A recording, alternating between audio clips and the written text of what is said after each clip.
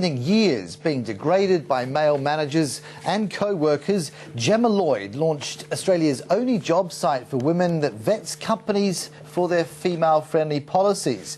Since then, the platform's grown enormously, making a profit and changing the lives of many women around the country.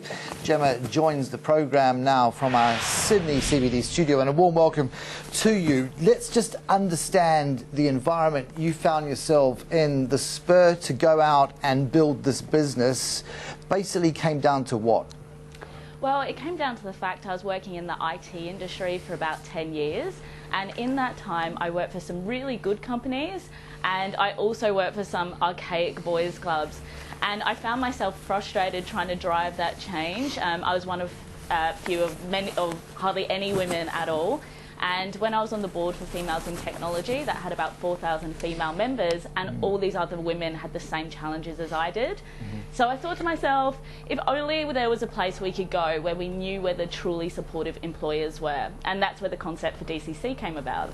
What was the tipping point, though? Because it seems as if you were increasingly getting fed up, and you sort of zipped up to a point, and then what? What happened? The breaking point for me was when I was in a client meeting and the client looked me up and down and said, "Oh, so I guess your company just hires pretty young blondes." And I was in the meeting with 3 other males. None of them said anything at the time, and I went back to my manager, back into the office, and I said, "This is what's just happened to me, what should I do?" And they responded with, "Don't do anything because you'll ruin the relationship." And I have a fundamental problem with that, and I think we need to be pushing back. We shouldn't have to go into work and put up with that. So then, we sort of give birth metaphorically to the Diversity Careers DCC. You had something of a background in IT, just to sort of know that confidently you could. You could basically transform what you were doing day to day into this role, and that it would have legs. What were the kind of metrics? What was the homework you did ahead of time to know there would be demand? It was really the research that I did with the other Females in Technology members. So there was about 4,000 of those women.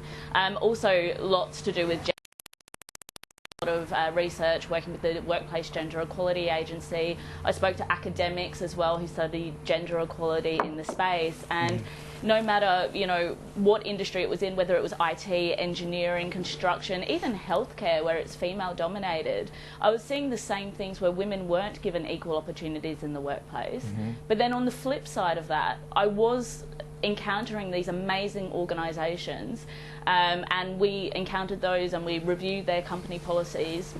We actually reject about 10% of companies who apply to advertise with DCC because they don't meet our standards. And do you tell them when you reject them what is required, and how often are they coming back for a second, third bite? That sort of persistence, or are they typically just moving on? What's the attitude at that point? Yeah, so about 80% come back with their policies changed. So one example was last week we had a giant long email from a company we rejected 6 months ago who had no parental leave, thousands of staff and lots of other things, and they had implemented 6 weeks paid parental leave and lots of other initiatives. It was absolutely amazing. Sometimes companies do go, "What? I can't pay to advertise?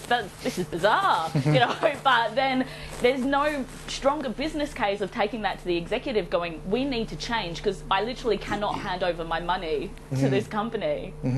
Now, you say broadly empowering women is the kind of the touchstone here. You've touched there on paid parental leave. Beyond that, is there a checklist of, say, top 5 that you insist on, that you basically regard as sacrosanct in that quest for empowerment? So paid parental leave, flexible working, pay equity, professional development, and women in leadership. So proper efforts to make sure there's equal representation in senior levels. And in terms of placements, what's the track record here? I mean, of those applicants that come onto the books, how many typically in any quarter are you managing to match? So because we're a job platform, we're not an agency, so the applications go directly to the company, but we transact around 8,000 applications per month. And we recently did a survey with our clients, and 50% of the women who apply are shortlisted and 25% are hired. We've seen so many good news stories. We had one construction company called Brisbane Screening. They hired their first ever female heavy machinery operator through us. We've also had another company who has a 100% success rate of hiring data scientists, software engineers and business analysts, so really non-traditional roles. Gemma, we wish you well. We might dub you the gender whisperer. How about that one? I'm fine with the gender whisperer, that's no worries. How about that? We'll go with that, shall we? Kind of rolls off the tongue for the purposes of today. Have a great weekend. All the best for the next chapter. Okay. It's been a pleasure. Thank you. Likewise. Gemma Lloyd there, Engagement Officer at Diverse City Careers, no less.